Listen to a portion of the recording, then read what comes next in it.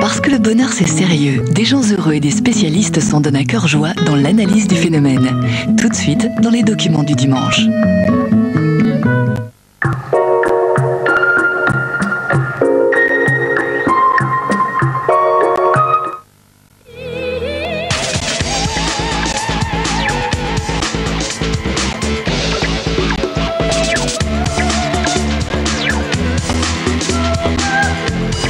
Nouvelle Seat Ibiza.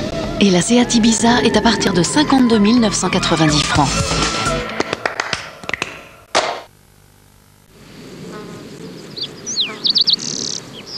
Dans les coffrets banque assurance de la Banque Populaire, il y a tout. Le financement, l'assurance et les services. Un coffret pour l'auto, un pour l'habitation, un pour la famille. Banque Populaire, nous ne sommes pas populaires sans raison. Approchez-vous de votre téléviseur. Fermez les yeux, ouvrez la bouche. Pick-up, c'est nouveau. Deux petits beurres croustillants autour d'une véritable tablette de chocolat craquant. Encore? Vous alors? Pick-up, terriblement craquant. Et fais même pas tremper une vaisselle aussi sale. Eh ben, il va être brillant le résultat. Faire tremper, c'est fini. La bille rouge unique du nouveau Calgonite Powerball ramollit les traces séchées et me garantit une brillance incomparable. Si elle a le Calgonite Powerball. Changez pour la brillance Calgonite, la différence est nette. Cuisiner sans crème fluide et lévire. Pour un grand chef, c'est possible, monsieur Bruno? La crème Elevir, quand vous l'aurez essayée, vous aussi vous aurez du mal à vous en passer. Crème Elevir, 100% gourmande, 100% normande. Elevir, l'envie du vrai.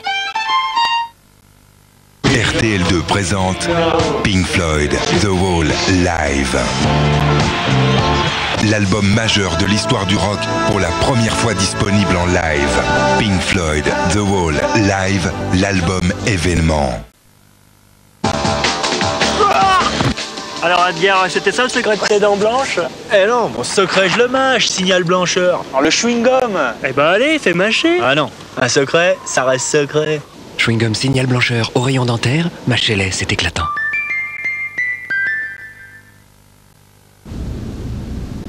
Aujourd'hui, si vous trouvez moins cher ailleurs, Midas s'engage à vous rembourser la différence sur toutes ses prestations.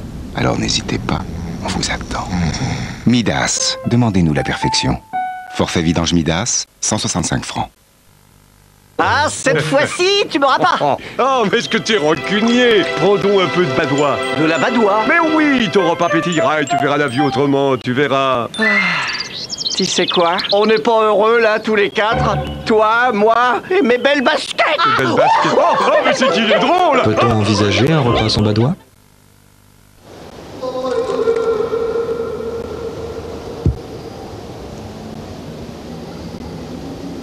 On n'est pas heureux là tous les deux? Hein, Bouboule? Bah si, mais arrête de m'appeler Bouboule. Tendre frisson, mettez-le au froid, il deviendra tout tendre. Milka, tendrement chocolat. Mega World, le meilleur de la world music sur 4 CD. Youssou N'Dour, Kadjanine, Geoffrey Oriema, Manu Dibango. Le tour du monde en 100 titres. Khaled, Natacha Atlas, Compay Segundo, Gilberto Gil. 4 CD, 100 titres à un prix exceptionnel. Mega World, toutes les musiques du monde. Ce délicieux fumet de casse-grain. Oh, ça me rappelle mon enfance.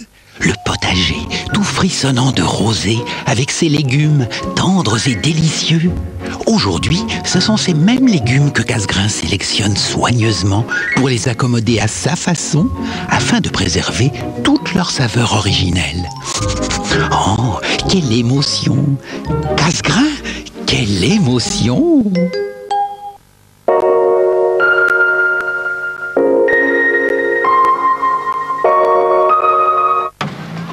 Les coquillages, je vais en sortir.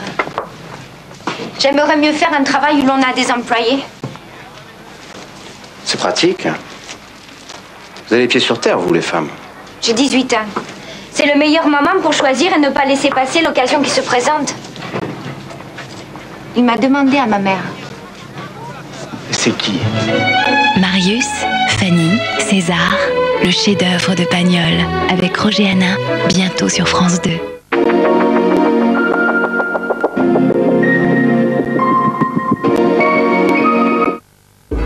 Depuis 1872, aucun camembert n'a été autant récompensé que le Petit. Le Petit, un grand nom, ça se mérite.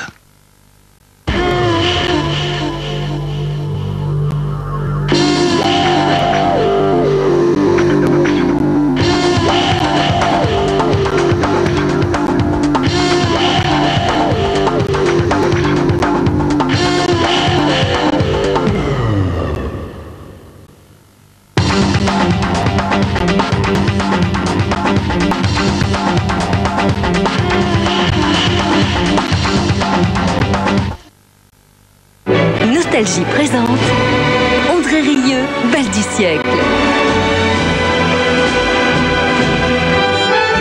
Pour fêter l'an 2000, André Rieu a décidé de faire danser la France entière. André Rieu et son Bal du siècle sont en tournée exceptionnelle dans toute la France. André Rieu, Bal du siècle, enfin disponible en vidéo. Un événement Universal Music.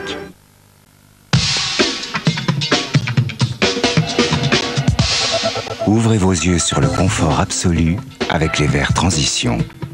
Transition, les verres qui changent de teinte quand vous en avez besoin. Demandez conseil à votre opticien. Transition, aimez vos yeux. Une situation délicate? Il suffit de demander et Lycos va chercher. C'est facile. Lycos est votre guide personnel sur Internet. Il trouve exactement ce que vous cherchez. Merci mon Lycos.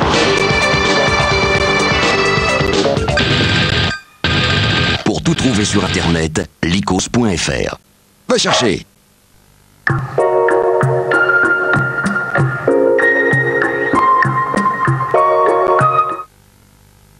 Sur France 2, jour après jour avec imostreet.com, l'immobilier sur Internet. Lundi soir, jour après jour, sera consacré aux jumeaux, plus particulièrement à 4 paires de jumeaux que nous avons suivis dans les moments importants de leur vie à deux, de leur vie de couple, comme ils disent. Nous découvrirons les aventures de Ninon et Fanchon, des jumelles de 2 ans et demi, sous le regard émerveillé, mais parfois dérouté de leurs parents. Valérie et Stéphanie, qui à 24 ans partagent toujours le même lit, une habitude qui devient difficile avec leur vie amoureuse, chacune de leur côté, mais tout de même ensemble. Gilles et Jérôme, qui deviennent papa au même moment et rêvent de retrouver chez leur enfant la complicité qui est la leur. Enfin, Christian et Henri, qui à 54 ans, sont toujours célibataires et s'interrogent sur leur avenir sentimental. Jumeaux, un duo pour la vie, c'est le thème de jour après jour, lundi soir à 20h50 sur France 2. Demain soir, argent public. Coup de feu à la pompe, le prix du brut s'enflamme, peut-on espérer un jour une baisse des taxes sur l'essence? L'affaire Laetitia Casta, Londres est-elle vraiment un paradis fiscal? À l'heure de l'euro, à quoi sert encore la Banque de France et combien coûte-t-elle? Assurance, solidarité, tous les dégâts de la tempête ne seront pas indemnisés. La corruption en Côte d'Ivoire, des milliards d'aides européennes envolées. Argent public, c'est demain sur France 2.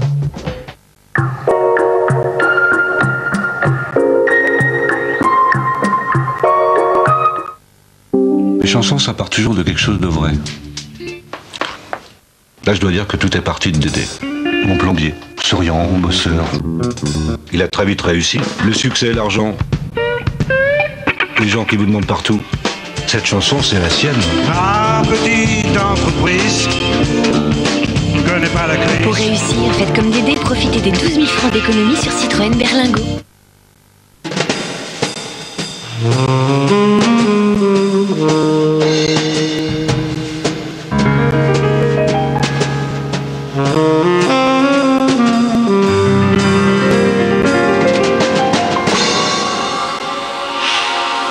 Retrouvons toute la finesse de maille dans une grande huile d'olive. Huile d'olive maille. Elle nous donne une autre idée du goût. RFM présente Marvin Gaye, The Ultimate Collection. Tous les tubes de Marvin Gaye réunis sur un même album.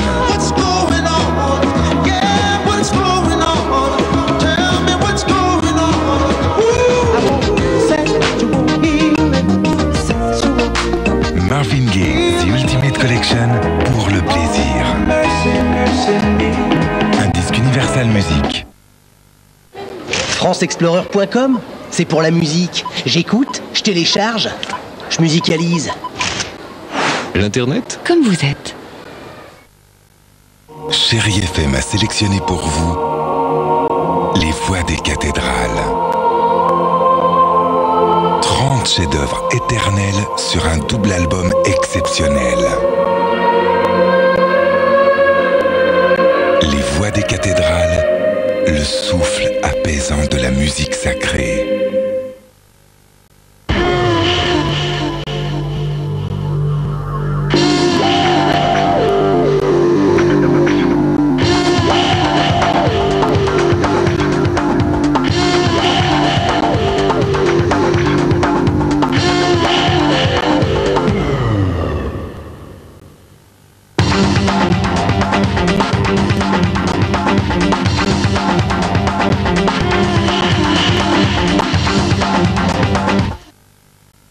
MFM a choisi C'est la mémoire qui flanche, je me souviens plus très bien. Jeanne Moreau, l'album collection. Ses yeux, je crois pas qu'ils aient. Ses 40 plus belles chansons. On s'est connus, on s'est reconnus. Les chansons de ses films, les inédits et un livret photo. Jeanne Moreau, un double album d'exception signé Jacques Canetti. Un disque Universal Music.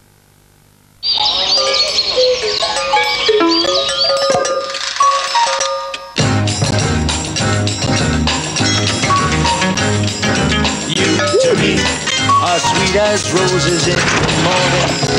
You to me, as soft as summer. Et alors la marmotte, elle met le chocolat dans le papier d'alu. Mais bien sûr.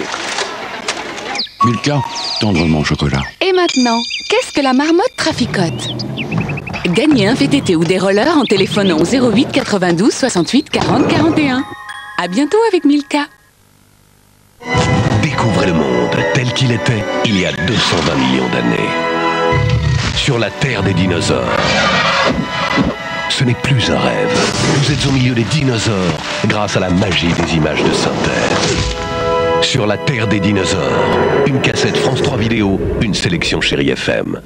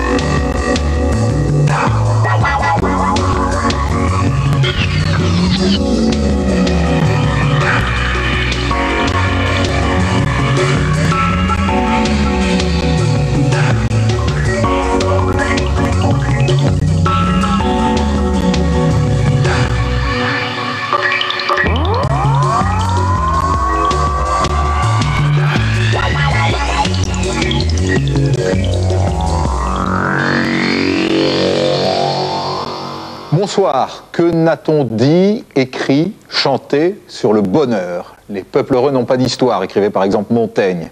Si l'on bâtissait la maison du bonheur, la plus grande pièce serait la salle d'attente. Ça, c'est de Jules Renard. Et puis, ce jugement sans appel de Marguerite Duras, tous les malheurs des femmes viennent de ce qu'elles veulent absolument être heureuses. Le bonheur rend idiot. Autant de tentatives de définition du bonheur que l'on regarde comme un projet hors d'atteinte et donc souvent suspect. Et vous, que dites-vous du bonheur? Maris Bergonza et SZ Productions vous l'ont tout simplement demandé.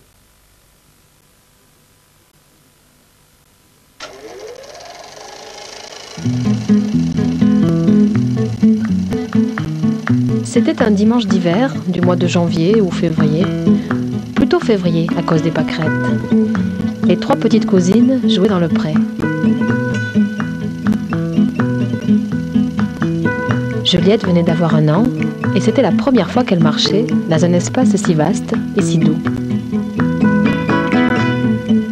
Elle allait et venait, déroutée par tant de liberté. Je me souviens que je l'ai lâchée dans ce pré avec l'intention de la filmer. Ça m'en occupait, car il ne pouvait rien lui arriver. Je voulais ainsi garder une trace de ses premières sensations. Ai-je pensé au bonheur à ce moment-là? Pourtant, je me souviens que je me suis demandé quelle serait sa vie. Et sûrement, implicitement, si elle serait heureuse. Mais c'est quoi, au juste, une vie heureuse?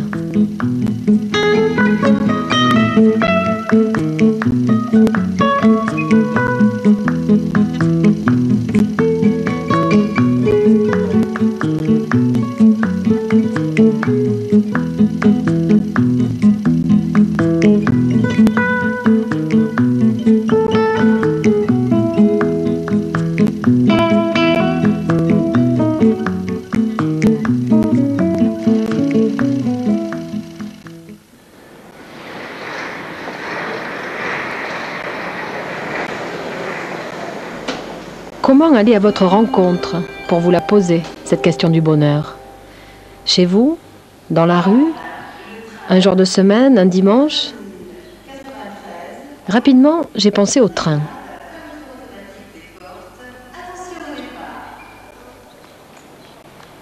Je ne connais pas de meilleur endroit pour réfléchir. Pour peu que l'on s'y retrouve seul et que le voyage soit un peu long, on peut facilement refaire son monde lors d'un voyage en train. Dépêchez-vous, dépêchez-vous, dépêchez-vous, dépêchez-vous. Non, non. Dans ces moments suspendus, l'imagination et la réalité s'en mêlent légèrement, comme cela se passe probablement quand on s'inquiète de son bonheur. Dans ce train Paris-Cerbère de milieu de semaine, vous étiez peu nombreux et pour la plupart ravis de répondre à mes questions. Pour commencer, je vous ai demandé quelles sont les images qui vous viennent lorsque vous pensez au bonheur. L'image du bonheur, c'est des gens qui... je ne sais pas trop. C'est une question très difficile, ça. J'avais un pof.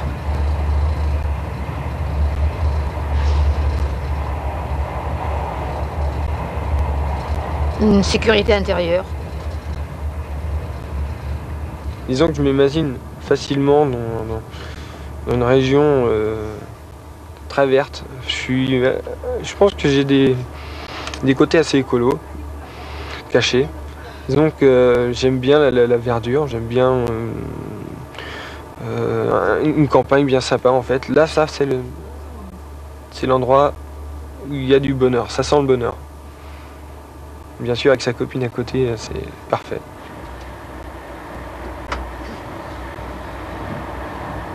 J'ai pas d'image, j'ai pas de concept précis. Pour beaucoup, le bonheur, c'est le rêve américain. Pour moi, le bonheur...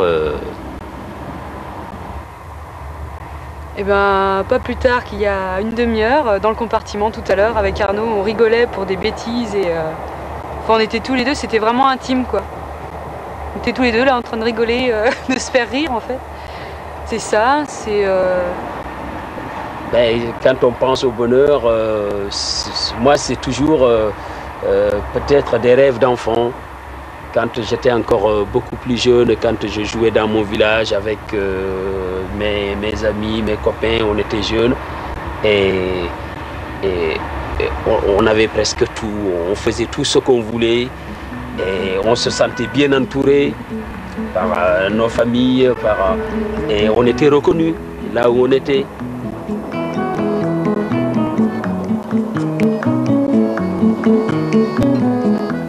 Imaginer notre bonheur, se faire une idée de ce qui peut nous rendre heureux, c'est déjà un exercice qui nous amène quelque part. Mais comment rêver librement quand partout autour de nous, des représentations du bonheur, des images toutes faites, s'affichent de plus en plus?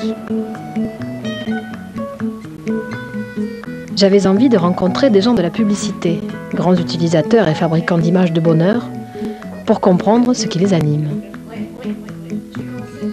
Ce fut Mercedes Hérin, qui venait juste d'achever une étude sur la perception du bonheur par le public.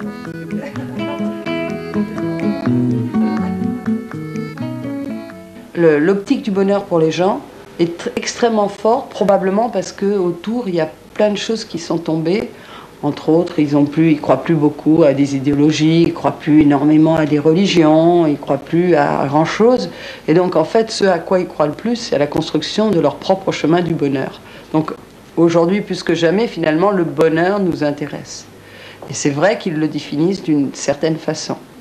Alors, si on cherche à comprendre comment ils le définissent aujourd'hui, je dirais que le bonheur est plus large en termes de définition qu'il n'a été. Autrefois, vous savez, les bonheurs étaient un peu stéréotypés, c'est-à-dire qu'on montrait des gens qui étaient très heureux, et puis en famille, et ça se passait très bien, et les gens trouvaient que ça racontait le bonheur.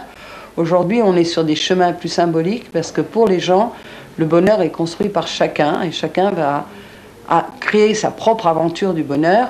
Et c'est probablement ça qui est spécifique à notre génération, avec une soif de bonheur qui fait que pour un publicitaire, je finis toujours par me dire que ce que doivent faire le plus les films publicitaires, c'est donner des instants de bonheur aux gens.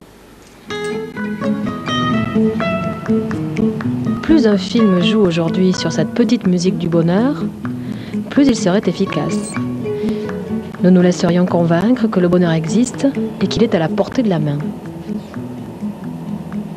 Mais a-t-on vraiment besoin de suivre les modèles des publicités pour être heureux? N'est-ce pas plutôt une affaire intime, liée au désir, à l'imagination et aux sensations personnelles de chacun? Pour essayer de définir concrètement le bonheur et ses effets, je suis revenue vers vous. Je vous ai demandé ce que vous ressentiez lorsque vous étiez heureux. C'est mental et physique. Hein. À partir du moment où votre corps est débloqué, le sang circule librement, votre mental, disons, respire aussi librement. C'est une liberté de circulation, hein, d'énergie et de sang, si vous voulez, et de pensée. Le tout à la fois, quoi.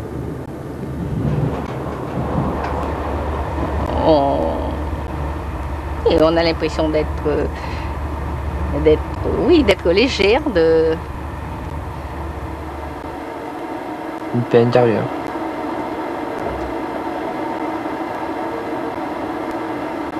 On est calme. Un bien-être, un sourire, d'aller aux autres aussi. Quelle sensation ça peut faire, ça provoque? Oui, du relâchement, moi je dirais, ouais, du relâchement. C'est-à-dire peut-être le moment où on ne se sent aucune obligation d'organiser ni de penser à quoi que ce soit.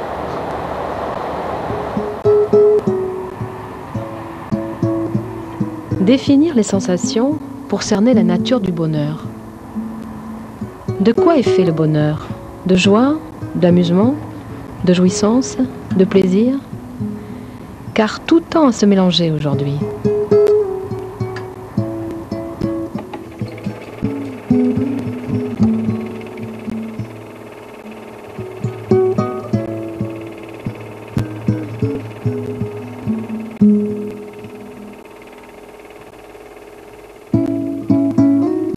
Les enfants, impuissants devant le monde, savent profiter de l'instant.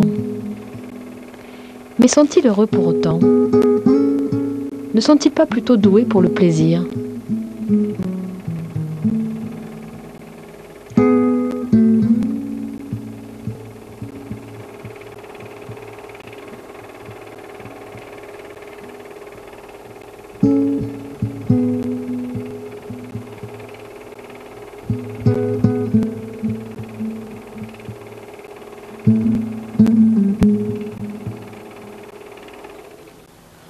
Il ne nous serait peut-être pas venu à l'idée de différencier le bonheur du plaisir.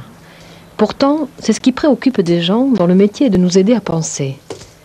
C'est le cas de Robert Misrahi, philosophe, spécialiste de la joie puis de la liberté, de Spinoza et de Sartre. Aujourd'hui, il a fait du bonheur son principal sujet de recherche.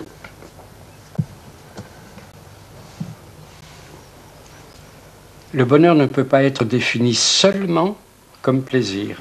puisqu'il est la synthèse de différentes joies. Mais au cœur de telles ou telles joies, il y a des plaisirs, il y a du plaisir. Le plaisir est quelque chose d'extrêmement important, donc il est lié au bonheur, et lorsqu'il est lié au bonheur, non seulement lui, le plaisir, donne de la chair au bonheur, mais d'une manière inverse, le bonheur, c'est-à-dire le sentiment positif que nous avons de l'existence, va se répercuter sur le plaisir et le changer, l'enrichir. Le plaisir va avoir du sens. Le plaisir livré à lui-même, c'est peu de choses.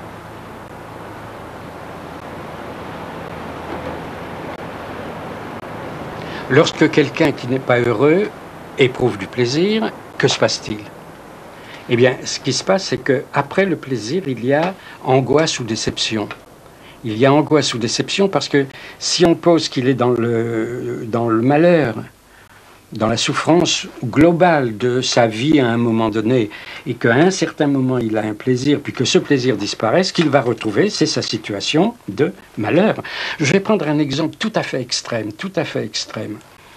dans les camps de concentration, des gens parfois, les juifs, faisaient de la musique, ou tentaient de faire de la musique, ou étudiaient des choses, ou parlaient.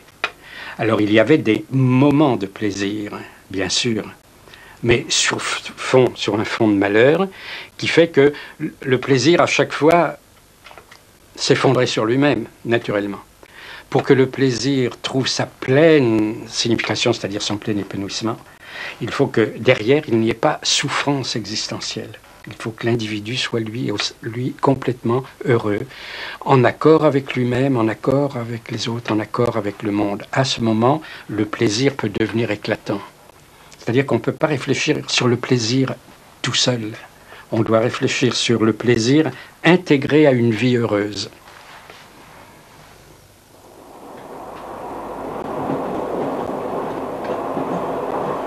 Même si vous étiez disposé à me répondre, je n'ai pas osé vous demander de but en blanc ce qu'est le bonheur, avec un grand B, pour vous.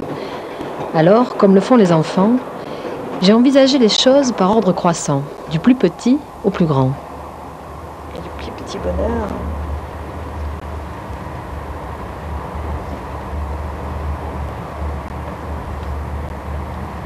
c'est quand je nage dans l'eau d'un lac, par exemple. Pour moi aussi, ça, c'est un petit bonheur. Je ne sais pas en termes de balance le plus grand et le plus petit. Hein. C'est compliqué parce que le bonheur, il est quel que soit, il est toujours grand le bonheur à mon avis. Et c'est pas facile pour moi de... Bon, c'est toujours un bonheur pour moi. Je sais pas, là je passais, je regardais les vaches dans le pré, mais je trouvais que c'était beau. Pour moi, je me suis régalée, ça faisait 2 mois que je n'avais pas vu. Et là, je disais à la dame, je dis, c'est magnifique, là, je me regarde, voilà, mes petits bonheurs, c'est ça, de voir des choses toutes simples. C'est quand j'ai complété Tomb Raider sur mon PC. Oh, ça devait être un sourire. Un sourire.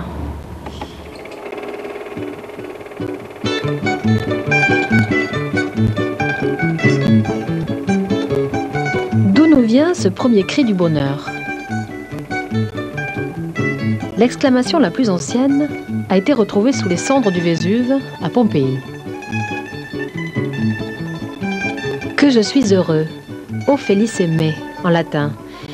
C'est l'un des nombreux graffitis de cette ville. Les Romains étaient connus pour être des gens peu compliqués qui exprimaient facilement leur contentement.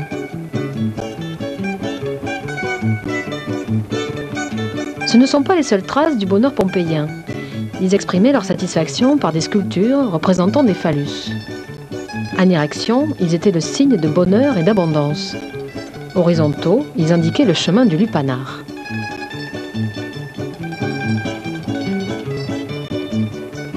Mais ce ne sont pas les Pompéiens qui ont été les premiers à penser le bonheur. Ce sont les Grecs. Pourquoi en Grèce? Cette question est pour Marcel Conche. Professeur émérite de philosophie à la Sorbonne, il a enseigné la pensée grecque. Il s'est attaché tout au long de sa vie d'homme et de philosophe à vivre et penser en grec. La notion de daimonia, de bonheur, est intervenue au moment où la philosophie déclinait de son essence. C'est-à-dire au moment où l'homme, au lieu de s'intéresser plutôt à l'ensemble du réel, et ce réel pour lui c'était la nature, plus précisément la physis grecque, s'est intéressé surtout à lui-même. Et celui qui le premier a abondamment parlé du bonheur, c'est Démocrite. Les disciples immédiats de Démocrite sont les épicuriens. Et les épicuriens veulent nous donner, enfin Épicure nous donne dans la lettre à Ménécée, la méthode du bonheur. Il nous explique que pour être heureux, nous devons bannir la crainte, d'abord la crainte de Dieu ou des dieux, et ensuite la crainte de la mort, et ensuite nous devons réduire nos désirs à nos désirs strictement naturels, c'est-à-dire à nos besoins. Alors, avec les épicuriens, la philosophie devient quelque chose qui nous conduit au bonheur. Et cela s'est produit à l'époque d'Épicure, parce qu'à ce moment-là, c'était le déclin, n'est-ce pas, de la cité grecque, et l'homme s'est retrouvé comme un individu isolé dans le monde. Et donc le problème pour lui était celui d'être heureux dans le désastre universel. Et ce que nous apprennent les philosophes de l'époque hellénistique, c'est justement comment faire son propre bonheur alors que tout le monde et les autres seraient même contre vous.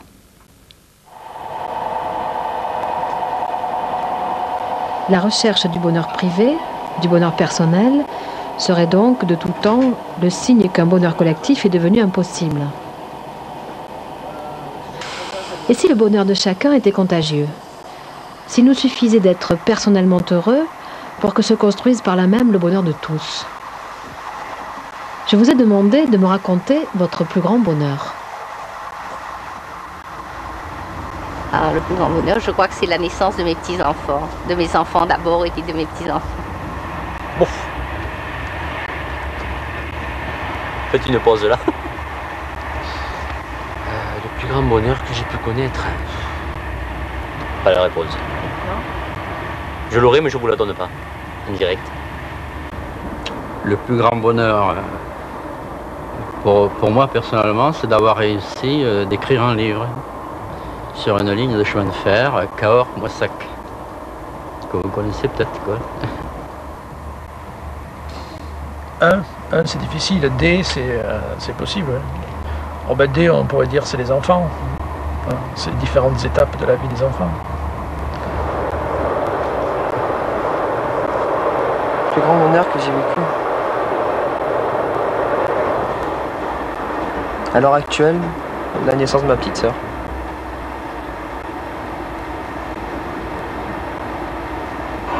Elle a 4 mois et demi. Mesdames, Messieurs, nous arrivons au quart de Souillac. Correspondance pour Sarlat par autocar au Souillac. Bah c'est ça, le fait d'avoir rencontré Arnaud et de vivre avec lui maintenant. Ouais, voilà. Les 5 années pour l'instant que j'ai passé avec Arnaud, c'est ça mon plus grand bonheur. Moi, c'est beaucoup lié à ma fille quand même. Hein. Donc je le dis même pas parce que je trouve que c'est très banal. Moi, c'est vrai que je crois que mon plus grand bonheur, ça a été quand j'ai eu ma fille, quoi. C'est bête, mais...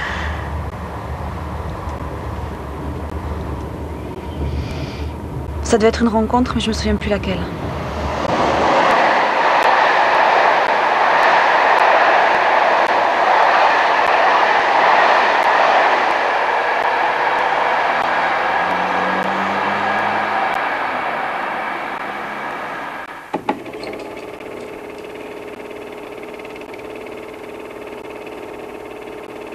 Et si c'était ça, le goût du bonheur?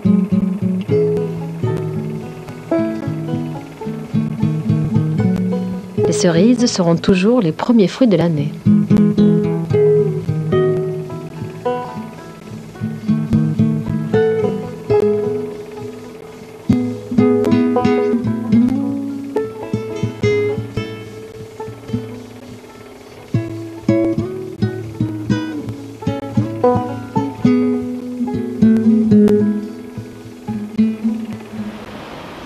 Quels hommes ont été les plus heureux?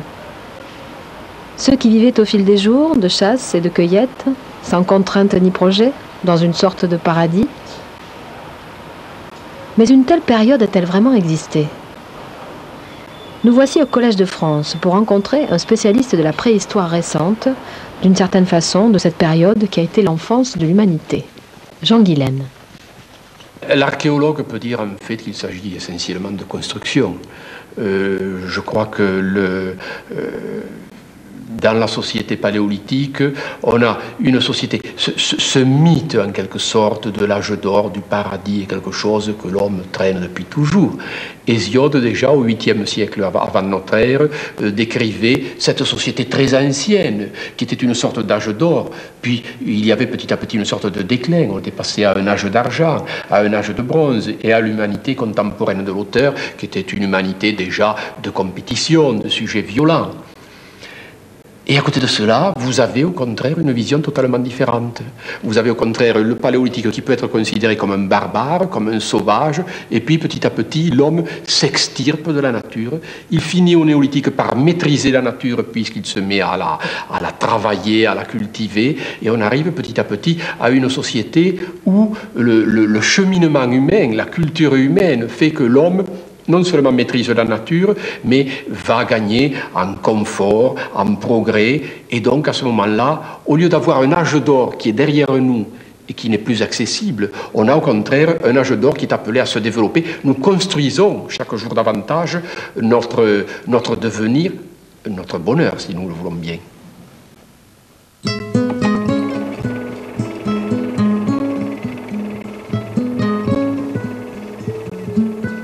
Ils sont frères et se retrouvent, après le travail, pour construire la maison du plus jeune.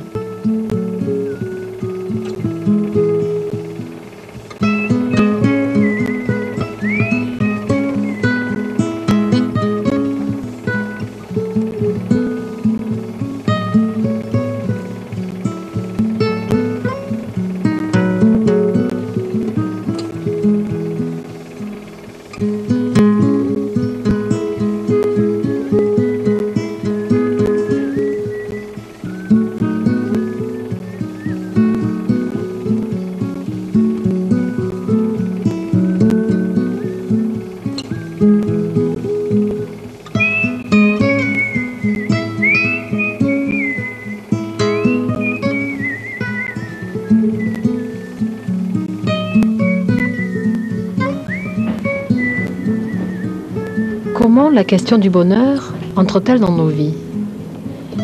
Naturellement ou à la suite d'un hasard, d'une effraction? Et si le bonheur ne pouvait exister qu'en liaison avec un malheur?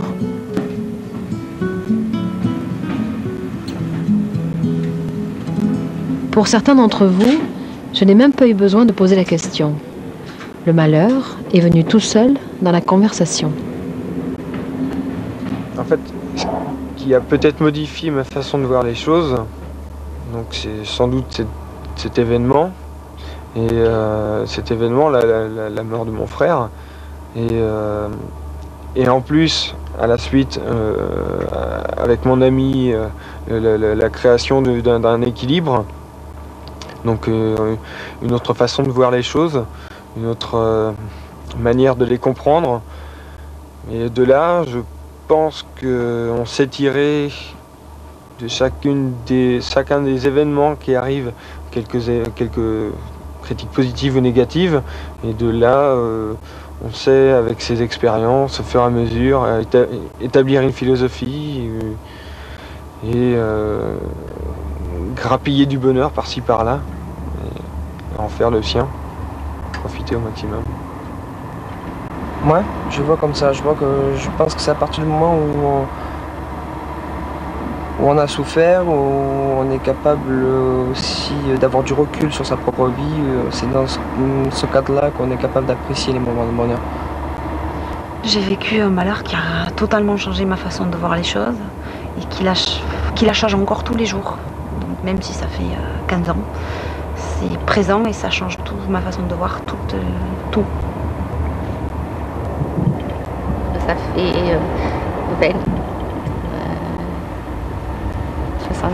23 ans. Je me suis battue après pour élever mes enfants. Enfin, bon, je n'ai pas été la plus malheureuse des veuves, hein. J'avais de quoi vivre et tout, mais enfin il fallait avoir une force de caractère. J'avais 4 enfants et il a fallu que je m'accroche, quoi. Et après, quand je les ai eus sortis et tout ça, je me suis dit, mais je suis contente, quoi. C'est un bonheur pour moi. Si le malheur ne tue pas, on en sort grandi. J'avais lu ça sur une carte postale et je dis que c'est bien vrai, c'est vrai.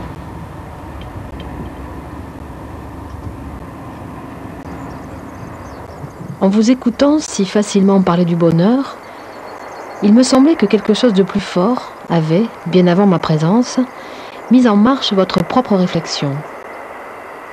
Mais je ne m'attendais pas à tomber aussi vite et aussi fréquemment sur un malheur ou sur une grande souffrance. Comment une grande souffrance peut-elle déclencher le bonheur? Cette question est pour Christian Boiron, patron de laboratoire, chercheur et auteur d'un essai sur le sujet. La souffrance a des effets sur le comportement, sur l'humeur. Et que souffrance, ça rend de plus en plus rigide, de plus en plus... Puis il y a un moment, quelque chose qui se casse. Pourquoi? Parce que la souffrance permet de faire casser des conditionnements. Et tout d'un coup, tout un mode de comportement qu'on avait fondé sur une croyance ou sur des croyances explose, un système explose de comportement parce que la souffrance a été trop forte et a obligé l'individu à exploser. Donc, effectivement, c'est ça qui explique, enfin, c'est ça qui m'explique aujourd'hui que ça se passe comme ça. Et que l'humanité, c'est comme ça que ça se passe aussi. C'est pareil pour l'individu et pour l'humanité. C'est pour ça qu'on a beaucoup de souffrance aujourd'hui, probablement quand même moins qu'hier, malgré ce qu'on croit, parce qu'on croit toujours qu'hier c'était mieux, mais je ne pense pas du tout.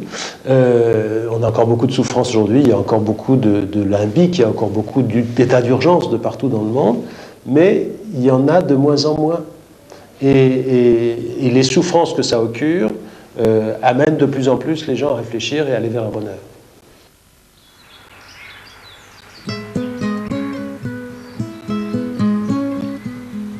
Comment savoir de quand date cette recherche du bonheur? Depuis la nuit des temps? Depuis que l'homme existe? Certainement. Des preuves émaillent ce parcours. Nous sommes au XVIIIe siècle, dans la région du Maine, où le peuple des campagnes a mesuré, un à un, l'arrivée des quelques ingrédients du bonheur qui ont modifié d'abord la vie dans ces villages. Anne Fillon est historienne. Elle a pu, à partir d'un journal écrit par un villageois, pointer ces petites révolutions dans la société rurale française. Le bonheur, ça a d'abord commencé pour les habitants des villages avec la recherche d'une meilleure qualité de vie, et sûrement d'abord par le lit. Les gens du XVIIe siècle couchaient facilement par terre sur des chiffons, et puis tout d'un coup, il leur a fallu le bois de lit, la couette, les draps, qui se sont d'ailleurs allongés démesurément pour les gens les plus aisés, jusqu'à 6 et 7 mètres. Il est probable que c'est au moment où on commence à se déshabiller pour dormir qu'on sent le besoin d'avoir des rideaux. Il y aura 1, 2, 3, 4, 5 et même 6 rideaux parfois qui glissent sur des tringles. C'est un problème d'intimité, car il faut que le lit devienne une sorte de chambre à coucher, puisque les enfants couchent dans la même pièce. L'autre révolution dans la vie quotidienne, c'est de manger à table. Car avant, on mangeait au coin du feu, chacun pour soi, dans une écuelle de bois, et on mettait les aliments sur un banc recouvert d'une nappe qu'on appelait banquetonne. Et puis, entre 1680 et 1715, la table s'installe, elle devient un must. Ça change complètement les relations de la famille. On mange ensemble, il y a une espèce de hiérarchie dans le service. Le bonheur au village, c'est un bonheur fragile, puisqu'il y a l'insécurité, la mort, la maladie. Mais il y a tout de même les conditions du bonheur au XVIIIe siècle, quand c'est la fin des grandes famines, de la peste et de la guerre. Et on peut dire aussi que c'est le bonheur des Lumières, ce que Pierre Chaunu appelait la petite monnaie des Lumières. Et tout de même la raison, le progrès, une certaine égalité, et puis cette idée neuve, le bonheur. Le peuple commence à prendre goût à ces améliorations du quotidien. Mais pendant que les progrès se font sur les petits bonheurs, dans l'impatience, il réclame la fin de l'histoire. Le bonheur absolu. Ce sera la révolution. Français. Et Saint-Just fera entendre pour la première fois à la tribune d'une assemblée le mot bonheur. Ni un oppresseur sur le territoire français. Le bonheur est une idée neuve en Europe. Osez! Ce mot renferme toute la politique de votre révolution. Je vous propose le décret suivant. Article 1er. Mais le bonheur ne s'obtient pas par des décrets. Pourquoi le bonheur est venu à ce moment-là dans le langage politique? Question à Roger Gérard Schwarzenberg, élu du peuple et professeur de droit constitutionnel. C'est une idée révolutionnaire parce que, finalement, dans le passé, dans les siècles précédents, c'est surtout la doctrine religieuse qui influençait la vie politique et la vie institutionnelle. Et l'Église a la vertu un petit peu chagrine. Elle propose une morale austère, sévère, rigoriste, en considérant que le bonheur est reporté dans l'au-delà, pour une vie ultérieure. On fait son paradis sur la terre en supportant des épreuves, mais on ne vit pas son paradis sur la terre, c'est reporté pour plus tard. Donc la laïcité, qui sépare l'Église et l'État, a le grand mérite de remettre le bonheur dans la vie terrestre et de ne plus le mettre dans une vie ultérieure. Donc je pense que le bonheur est davantage organisable par une société laïque que par une société religieuse qui reporte le bonheur à plus tard. C'est donc la première condition. Le bonheur reste une idée neuve parce que le nombre de nos concitoyens qui sont dans le malheur est tout de même très considérablement élevé. Mais je crois que le rôle du législateur ou des gouvernants, c'est de préparer les conditions matérielles du bonheur.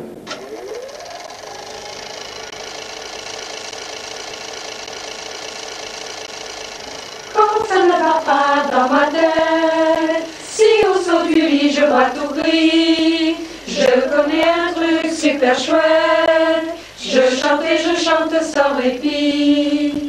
Sur la clé du chant des grands mirages, je pars en voyage sur les nuages. Certains jours je fais aller-retour, planète Terre, planète amour. Le bonheur est dans le chant, que l'on soit petit ou grand, on les mains quand on s'entend. Le bonheur est dans le chant, le bonheur est dans le chant. La chorale, c'est chanter seul, mais à l'unisson avec les autres.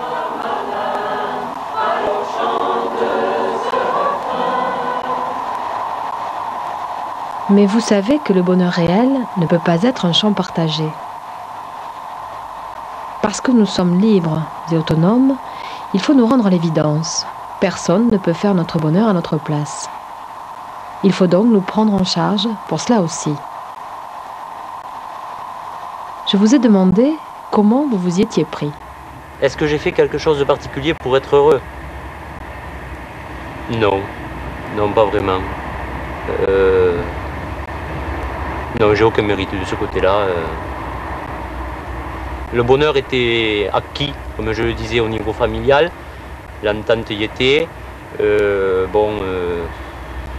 ensuite fait des études banales, générales. J'ai postulé pour un emploi, j'ai eu la chance là d'être pris, ce qui a fait mon grand bonheur.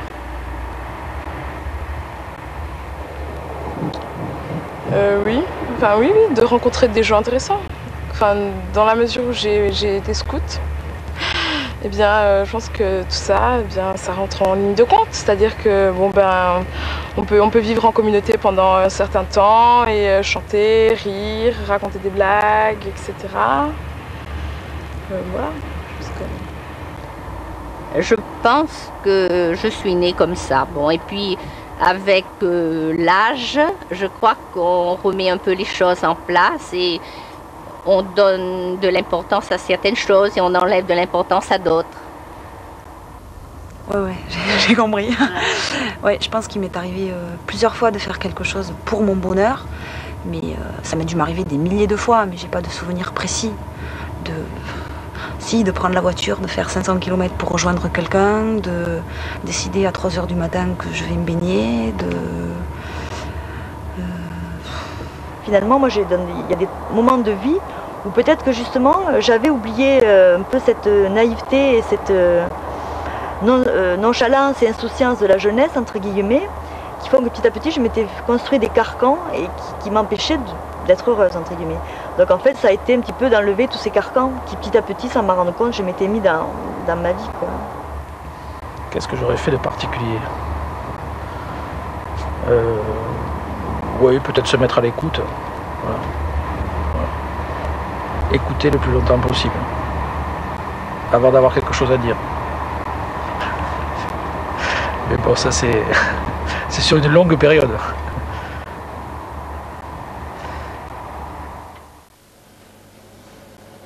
Est-ce que la science peut nous renseigner sur nos capacités à être heureux? Sommes-nous égaux devant le bonheur? Pierre Roberto est chercheur. Il travaille sur les gènes qui ont une implication dans le système nerveux. Il répond à la question: le bonheur peut-il être héréditaire? Je crois que le terme est un petit peu fort. Que le bonheur puisse dépendre de nos gènes, certainement. Qu'il puisse se transmettre d'ascendant à descendant, c'est-à-dire qu'il puisse être héréditaire, sûrement pas. Puisque en fait le bonheur dépend des prédispositions de chacun à réagir aux événements, mais qu'il va dépendre aussi de choses que nous ne pouvons pas maîtriser, c'est-à-dire les événements qui vont survenir dans notre existence. Alors, comment est-ce que le bonheur pourrait être sous contrôle, entre guillemets, du patrimoine génétique? Eh bien, il faut savoir d'abord que il n'y a pas de gène du bonheur. Disons les choses clairement, comme il n'y a pas de gène de la mucoviscidose, comme il n'y a pas de gène de la myopathie. Alors, trouver un gène qui est impliqué dans la dépression, c'est intéressant, parce que nous avons un certain nombre d'étapes intermédiaires. Nous connaissons des neuromédiateurs tels que la sérotonine qui peuvent être impliqués dans la dépression. Alors, à partir du moment où nous savons que des gènes sont impliqués dans toute la chaîne de production de ce neuromédiateur ou dans la chaîne de réception de ces neuromédiateurs, nous savons à ce moment-là que nous travaillons non pas sur des bulles de savon, mais que nous travaillons sur quelque chose qui a une réalité et sur quoi pourra éventuellement se raccrocher une thérapie éventuelle. Donc ce qui me semble être sous contrôle des gènes, ce ne serait pas peut-être le bonheur ou l'aptitude à être heureux, mais plutôt l'aptitude à être malheureux.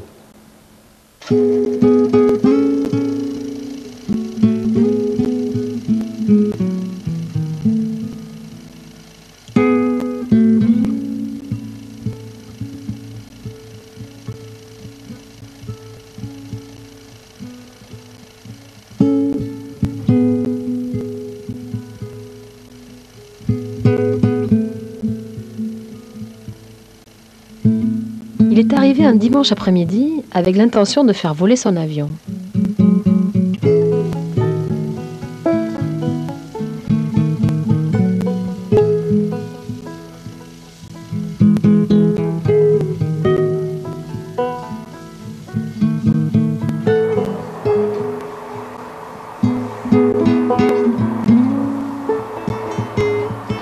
On sait tous la fragilité des bons moments. On soupçonne donc que le bonheur dont on parle ne méconnaît pas l'angoisse, qu'il n'est pas un bonheur béat, inadapté à la société actuelle. Pour connaître la part de risque qui colle au bonheur, je vous ai demandé s'il vous arrivait d'avoir peur. Non, ouais, j'ai peur en permanence, moi, que le bonheur s'arrête vraiment, parce que... Enfin, du moins, avec mon ami encore, Bon, c'est vrai qu'on voit beaucoup de divorces, tout ça, et ça me fait vraiment peur en fait. Alors j'essaye, je suis même un peu embêtante avec ça, tous les jours, j'essaye de réactiver la machine, quoi. Dans le sens, ça va être des tout petits trucs, quoi. J'ai pas envie qu'ils me passent devant sans me regarder un jour, quoi. Ouais, voilà. Donc faut toujours essayer de réactiver ça, et faut faire attention en fait, je pense, à tout. Ouais. Voilà.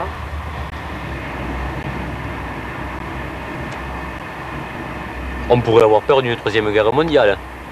Bon, on pourrait avoir peur d'un peu plus de violence chaque jour. Peur de ne pas être compris. Peur de mal faire son travail.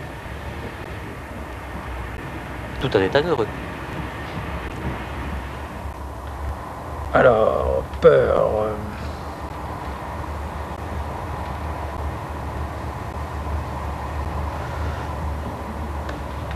Peur de quoi?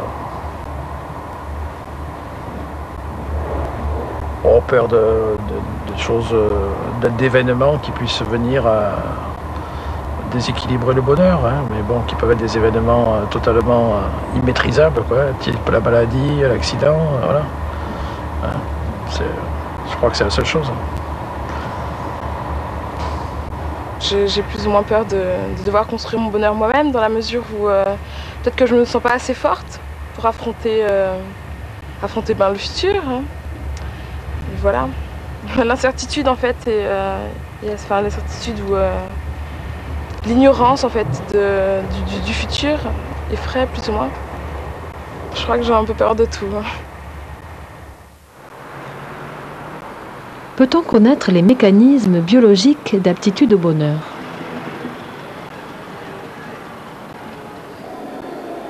Les neurobiologistes considèrent que le cerveau est le siège du bonheur puisqu'il est aussi le siège de la pensée, mais pas seulement. Pour un thérapeute comme Jacques Fradin, qui s'appuie sur cette recherche pour soigner des patients atteints de dépression, le bonheur est d'abord une réduction des états de stress. Je dirais, les sciences cognitives et les neurosciences, disons, peuvent nous apporter un éclairage intéressant sur qu'est-ce qui fait naître le stress et finalement comment sortir du stress et accéder à une possibilité de bonheur. Donc je dirais, un élément important de plus que ce que j'ai dit tout à l'heure, c'est qu'il y a un couplage assez étroit entre l'irrationalité de la pensée sur un sujet donné et le taux de stress. Ça, c'est ce que montrent les sciences cognitives. Et l'imagerie cérébrale, donc dans les neurosciences, confirme pour le moins que les zones cérébrales recrutées pour la pensée non automatique, qu'on pourrait appeler la pensée intelligente, par opposition à la pensée automatique, ne sont pas du tout les mêmes. Notamment le préfrontal, la partie antérieure du cerveau, est massivement recrutée dans les situations où on est confronté à des situations complexes et inconnues, et par opposition à celles qui sont recrutées lorsqu'on est face à des situations simples et connues. Donc on pourrait dire, pour être heureux, pourquoi faire simple quand on peut faire compliqué? C'est en quelque sorte notre regard, c'est notre regard sur les choses qui cherche à les nuancer, à les complexifier, à les relativiser, à les rationaliser, qui nous permet de sortir de l'évidence de la perception immédiate.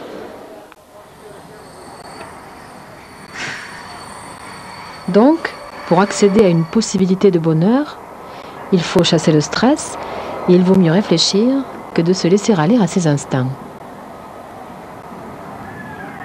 Cette approche scientifique du bonheur vient contredire cette vieille idée que les gens simples étaient les mieux armés pour être heureux.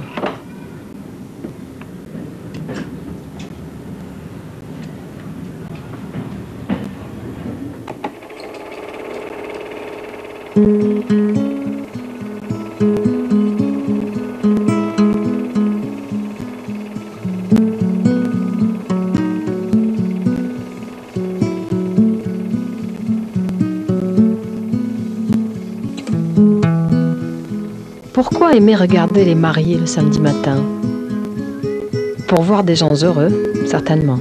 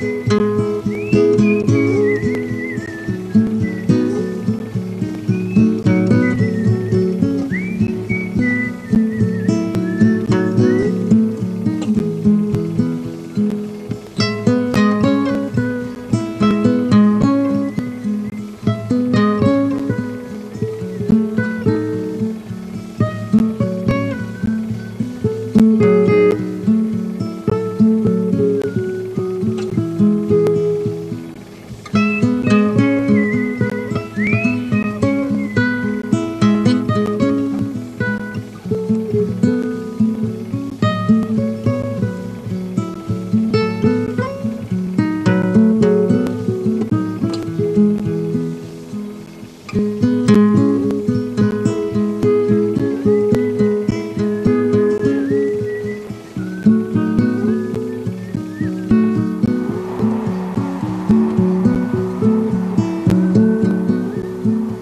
le sentiment qu'une telle recherche de bonheur ne pouvait passer que par une construction faite de choix personnels et même de véritables engagements. Tout en restant libre du choix de poursuivre ou de ne pas poursuivre le bonheur. Je vous ai demandé si vous aviez dû renoncer à quelque chose pour être heureux. Alors à quoi ai-je renoncé pour être heureuse? Eh ben, je pense que c'est avec ma meilleure amie, quoi. J'ai un peu renoncé à ma meilleure amie, quoi, c'est ça. Et bon, elle a eu du mal d'ailleurs à accepter, hein, elle me le dit encore, mais c'est vrai que j'arrive pas à donner aux deux autant. Je crois que c'est pas possible en fait, on peut pas aimer deux personnes aussi fort, quoi. À quoi j'ai renoncé pour être heureuse? À tout ce qui fait partie des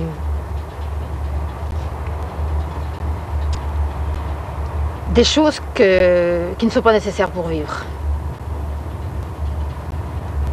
qui ne sont pas indispensables. L'argent, le plaisir, certaines recherches, tout ce qui n'est pas indispensable.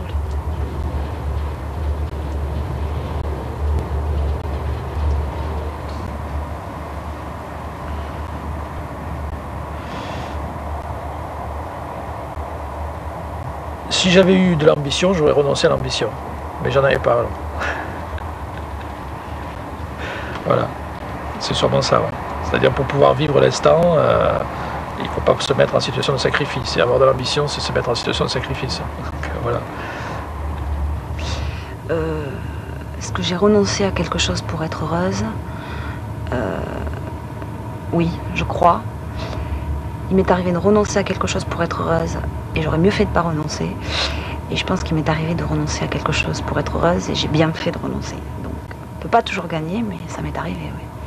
Mais ça n'a pas été facile, ça a été même très dur, mais je regrette jamais rien, donc...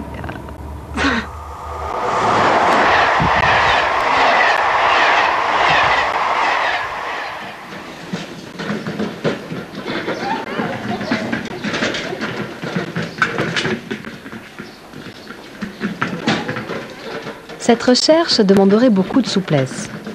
Il faudrait sans arrêt s'ajuster à un monde qui change, à nous-mêmes qui évoluons et changeons physiquement, car nos repères bougent avec le temps. Il semble pourtant qu'il y ait quelques constantes dans le bonheur. L'amour, par exemple.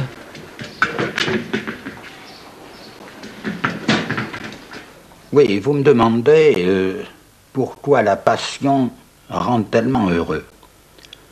C'est très simple.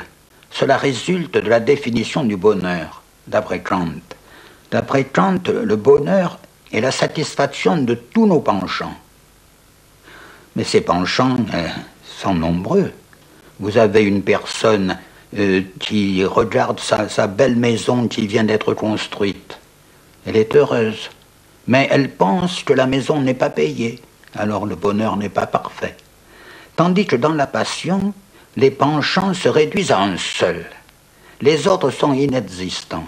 Le passionné ne s'intéresse qu'à celle qu'il aime. Le reste ne compte pas, y compris sa carrière, y compris l'argent, y compris les autres relations humaines.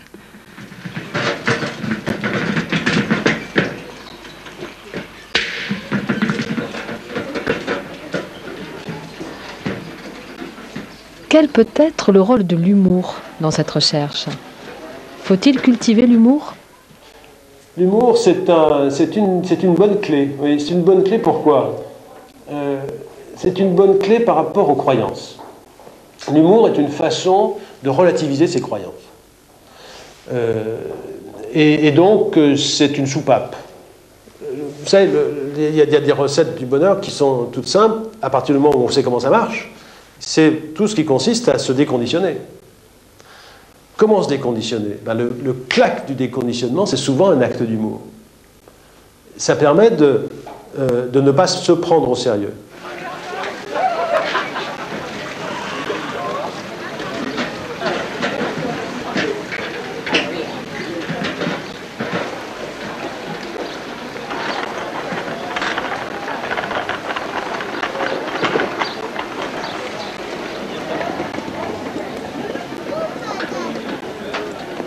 Comment parvenir à un juste équilibre entre tout cela?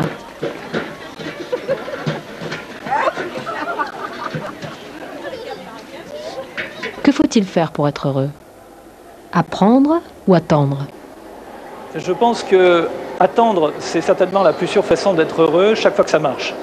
Le bonheur est, je dirais, comme l'ensemble des sensations, c'est quelque chose qui vient naturellement, bien souvent, c'est comme le sommeil, il faut laisser venir. Maintenant, lorsque la machine se grippe, lorsque manifestement on n'arrive pas à atteindre ce bonheur, ou tout du moins on n'arrive pas, pour rester dans un terme un peu plus modeste, à sortir du stress, et à atteindre ce calme qui permet l'organisation mentale de l'action et autres, eh bien on s'aperçoit qu'il existe des procédés, il existe des méthodes en rapide évolution actuellement qui nous permettent de reconstruire notre système de pensée, notre système d'action, notre système de représentation, et qui nous permettent incontestablement de résoudre, ou pour le moins d'atténuer fortement de nombreux troubles dans ce domaine.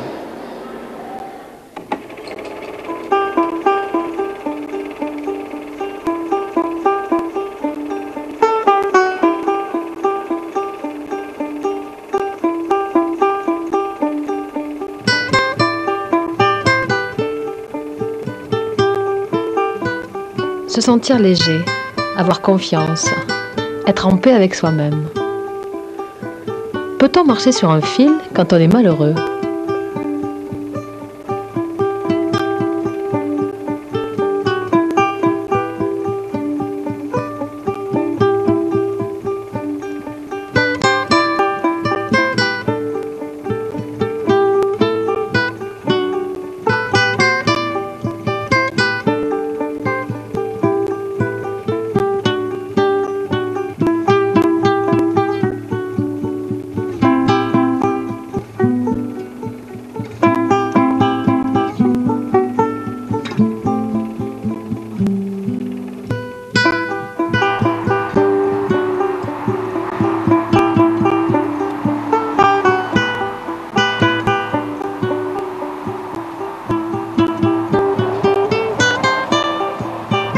Pour terminer, je vous ai demandé votre définition du bonheur.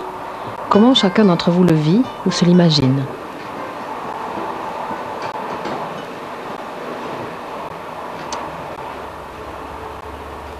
C'est une question qui est un peu difficile, mais je peux dire que le bonheur, peut-être, ça peut être aussi de rencontrer quelqu'un qu'on aime, de rencontrer une femme qu'on aime par exemple, et de faire un chemin avec, et puis de se marier, d'avoir des enfants, et puis d'avoir un certain épanouissement avec elle, et d'avoir des projets avec elle qu'on vit intérieurement. Je pense que ça peut être une certaine forme de bonheur.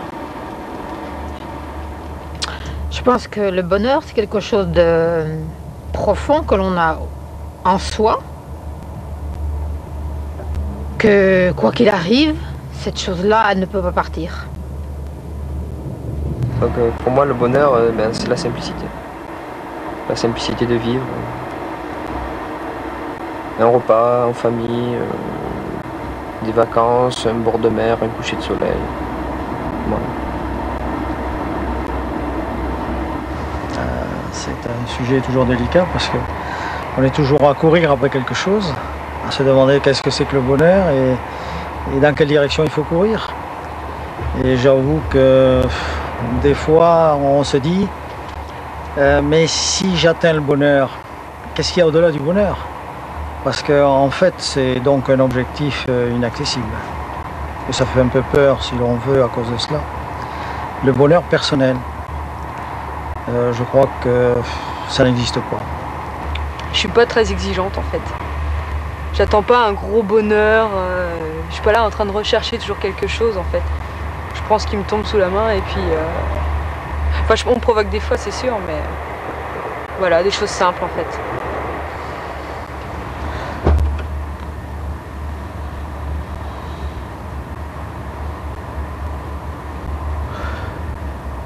Ce qui rend heureux, c'est peut-être la sensation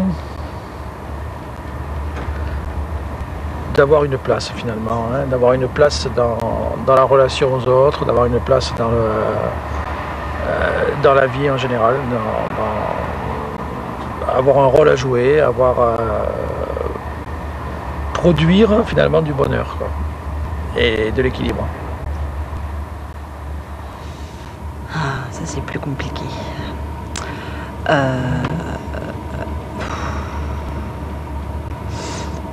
Le bonheur, il peut venir que des autres, déjà de l'humain, du contact humain, je sais pas, ça peut être une rencontre. Le bonheur, c'est quand on oublie le temps qui passe. On est tellement bien qu'on oublie le temps qui passe. Je pense que c'est vraiment ça, quoi. À partir du moment où on commence à se dire j'ai plus le temps ou oh, je m'ennuie, c'est qu'il y a un problème, c'est plus le bonheur. Mais quand on oublie, ça doit être ça le bonheur.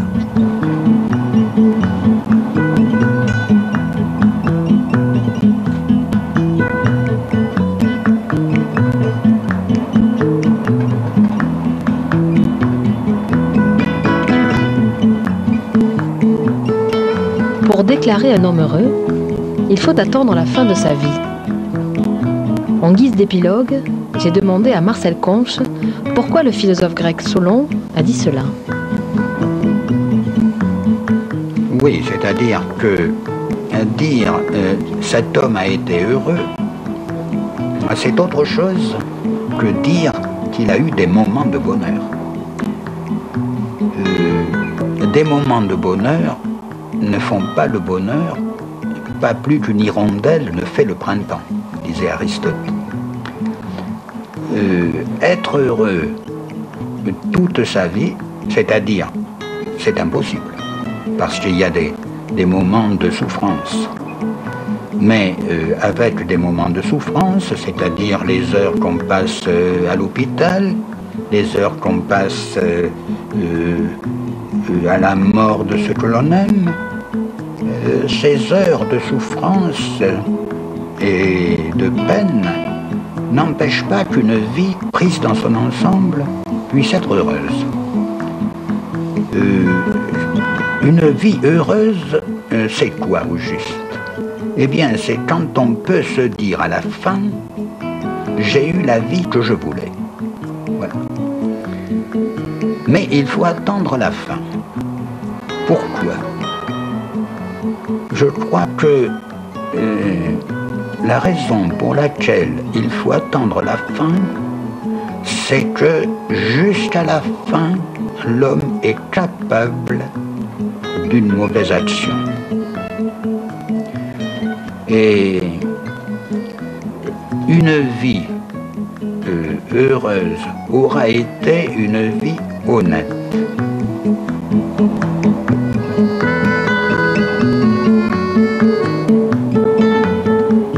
Et si la marche vers le bonheur constitue notre principal horizon?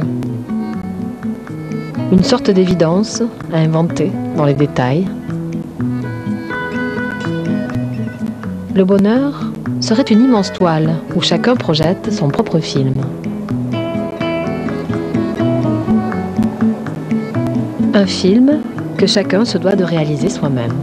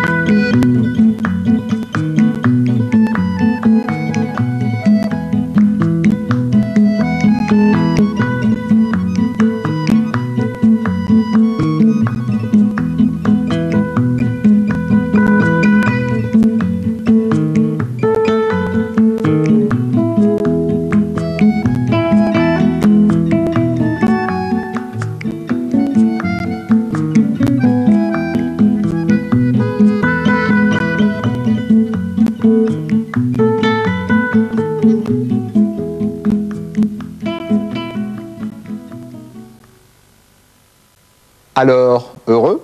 À dimanche prochain, bonsoir.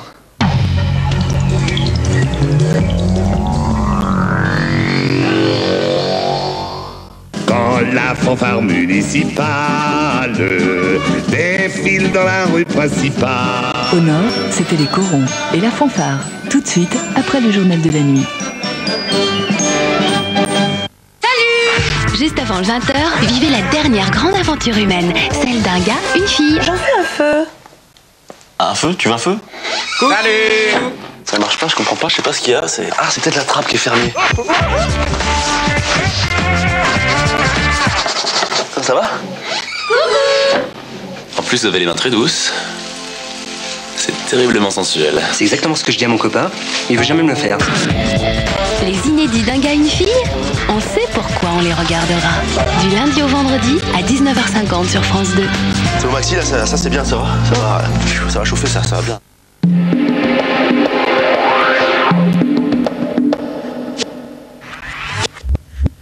Deuxième cervicale, troisième lombaire. Allô, Fanfan, je te dérange pas? Non. Oh, tu sais, on t'a regretté samedi. Ah bon? J'avais fait un hachis parmentier magie, la recette Findus. Oh là là, tu craques. La purée onctueuse, gratinée, et la viande cuisinée. Tiens, Yo-Yo, tu la connais? Elle n'aime jamais rien. Eh bien là, elle en a repris 2 fois. Non, deux fois. Bon, allez hop, on se retourne. Allez. Appétit, vient en magie. Toute l'intensité d'un café torréfié à l'italienne. Arrête. La plus onctueuse des mousses. Arrête. Le tout saupoudré par du chocolat très gourmand. Arrête. Mais arrête. Nescafé Cappuccino, le plus irrésistible des cappuccinos. Découvrez également Café Viennois, valse gourmande café chocolat. FranceExplorer.com. Prends les journaux, la météo, un achat, la vie tous les jours, quoi. Tu fais pas ça, toi? Ah non. L'Internet? Comme vous êtes. Rare. Fruitée. Lumineuse. Subtile. Mélodieuse. Délicate. Italienne. L'huile d'olive Carapelli. Tout en elle chante l'Italie.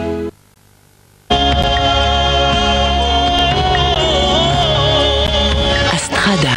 18 chansons, les plus grands moments d'humour réunis avec RFM. Hubert, un garçon plein de fraîcheur. Son truc, Clear Refresh. Le plaisir d'une fraîcheur extrême dans un antipelliculaire.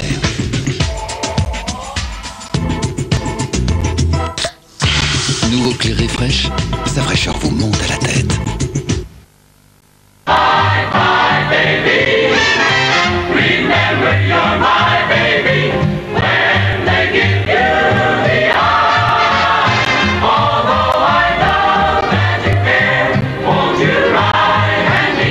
Boire chaque jour une eau pure et équilibrée en minéraux entretient la jeunesse de votre corps.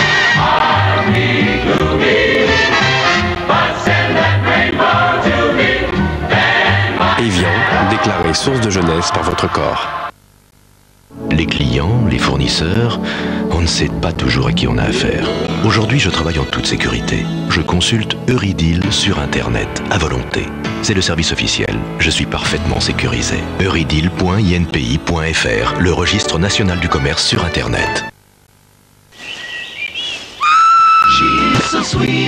Noix de pécan, ciboulette, poivre.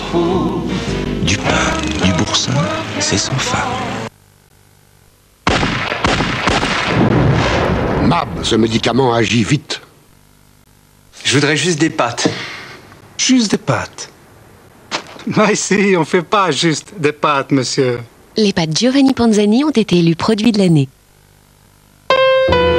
Pour vos premiers pas en bourse sur Internet, choisissez les premiers. Consorce, 9,05 € TTC par transaction. Consorce.fr ou 08 000 5000.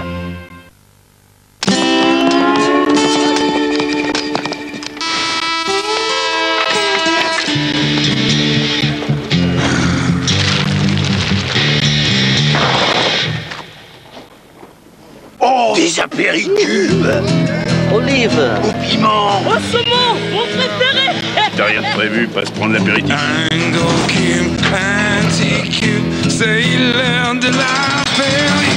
Apéricube, ce saveur inoubliable.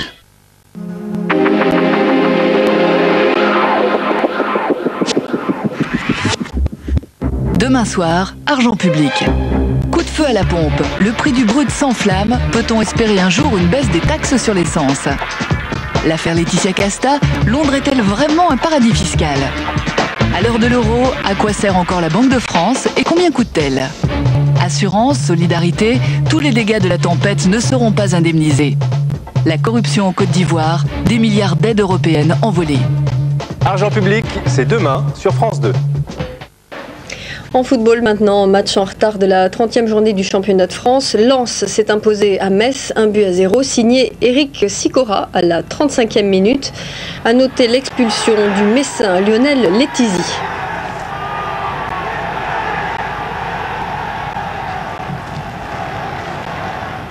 Dans le cadre des conférences de l'unité de l'Université de tous les savoirs, François Haché, spécialiste en études urbaines, interviendra jeudi au Conservatoire national des arts et métiers pour parler de l'urbanisme face à ces mutations. François Haché, bonsoir. Bonsoir. Alors, à quel genre de mutations majeures les villes sont-elles confrontées aujourd'hui précisément ? On vit probablement quelque chose comme le début d'une nouvelle révolution urbaine, un peu ce qui s'est passé à la fin du 19e siècle, quand avec la révolution industrielle et l'électricité, il y a eu le tramway, le téléphone, l'automobile, les ascenseurs. Les villes ont complètement changé à cette époque. Aujourd'hui, il y a quelque chose d'identique qui est en train de se passer. On vit des mutations importantes, la société de l'information, l'économie de la connaissance, et surtout les technologies nouvelles de communication et d'information. Internet. Surtout Internet, évidemment, mais aussi le téléphone portable. On voit déjà comment notre vie quotidienne dans les villes a changé avec le téléphone portable. On voit aussi l'impact d'Internet sur le commerce. Et tout ça, ça commence à produire des nouveaux bouleversements. On ne va pas pouvoir penser les villes de la même manière qu'on les pensait. Par exemple, ça veut dire quoi ? Je parlais d'Internet, le commerce électronique va bouleverser nos habitudes commerciales. On va continuer de se déplacer autant pour les courses, mais on fera des courses pour d'autres raisons et ailleurs. Et donc là, déjà, les localisations des magasins, la mobilité dans la ville, tout ça va changer. Mais il y a aussi cette mobilité qui est vraiment un élément très très important de la vie quotidienne. Aujourd'hui, on se déplace tout le temps et pour de multiples raisons. La plupart des gens dans les villes travaillent dans un endroit, dans une commune, habitent dans une autre, se divertissent dans une troisième, et ça change. Chacun dans une famille a un peu une géographie de la ville différente. La mobilité, c'est vraiment le grand élément de cette mutation urbaine aujourd'hui. Alors par exemple, avec les technologies nouvelles, demain sur votre téléphone portable, vous aurez aussi une localisation par satellite, et puis vous direz simplement « je veux aller à tel endroit », et puis vous verrez apparaître sur votre téléphone portable. En voiture, vous mettrez 15 minutes, ça vous coûtera 25 francs. Il y a un autobus qui passe dans un arrêt à 300 mètres, il sera là dans 2 minutes, en courant, vous pouvez l'avoir.